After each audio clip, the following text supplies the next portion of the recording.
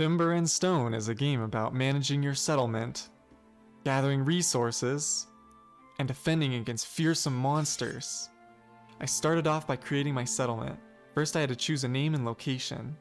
At first I was looking at this spot by the river, but the trees were sparse and there wasn't very much tin.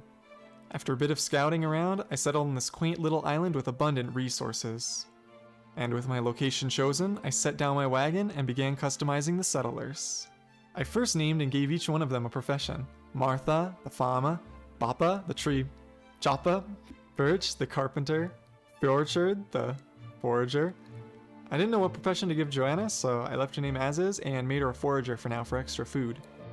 Next is Bryna, the miner; Mappa, presumably the brother of Bappa, became a tree chopper, just like his brother. And finally Mason, the stonemason. Mason, stonemason. With all my settlers named and professions chosen, I got to work setting up jobs for them to do. I designated areas of stone to be mined, farms to be planted, and placed down a workshop for the artisans to use. And with that, I was finally ready to begin.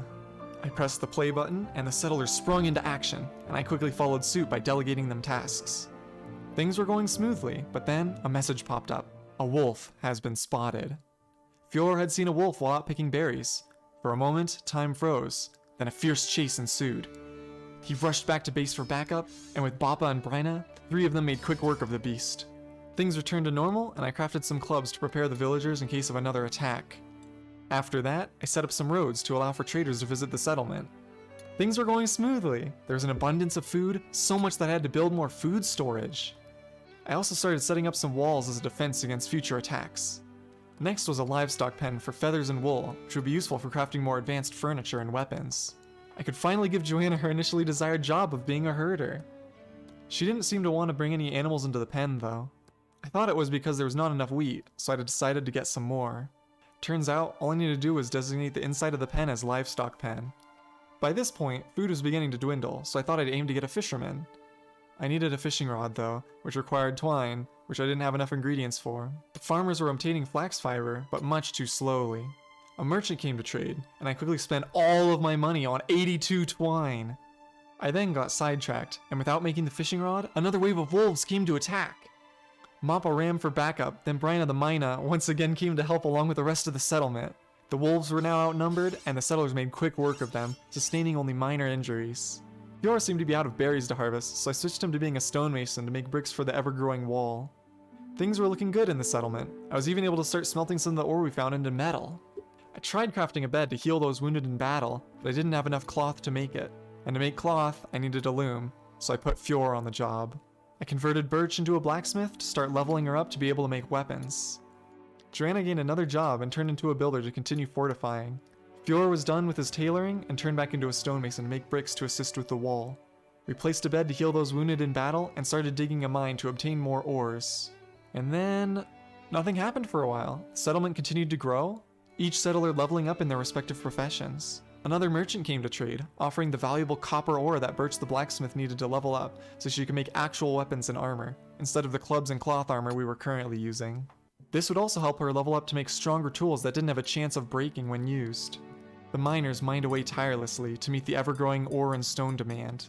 Joanna was gathering resources from the animals. Wool to craft higher quality beds to heal those wounded in battle, and feathers, which would let us make arrows and take out the enemies from a distance before they even got close.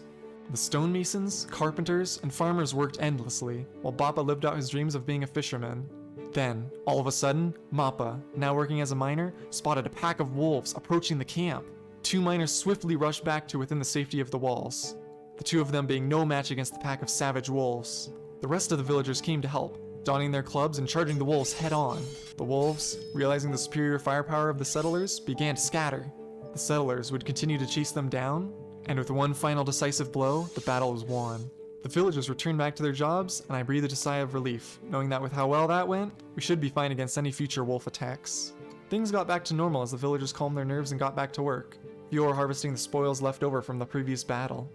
The miners have now reached bedrock, so they started digging horizontally in the ever-constant search for ore.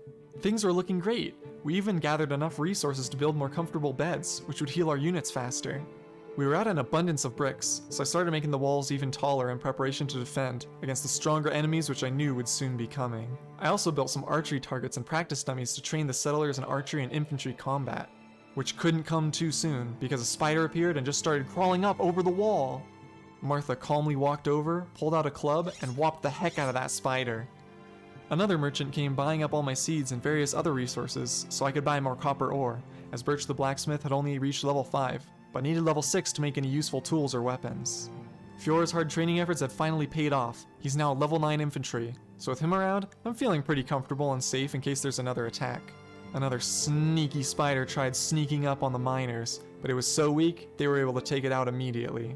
The old mine had mostly dried up on ore anyway, so I decided to start a new one. Noticing our growing prosperity, another trader walked up, but before we could trade, some wolves were spotted and began their attack. One wolf went to the side to distract the villagers, letting his friends enter unobstructed.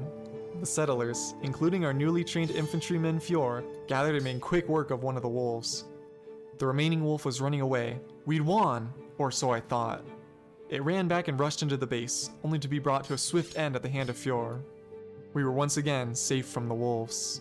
Things were continuing as normal for a while, but then disaster struck. The biggest pack of wolves I've ever seen came rushing into the base. I gathered the villagers at the entrance, but they were hopelessly outnumbered and had to wait for backup. With the villagers gathered, the battle began, and a horrifying scene ensued. One by one, I watched hopelessly as the settlers I have been with since the beginning were mercilessly slain in seconds.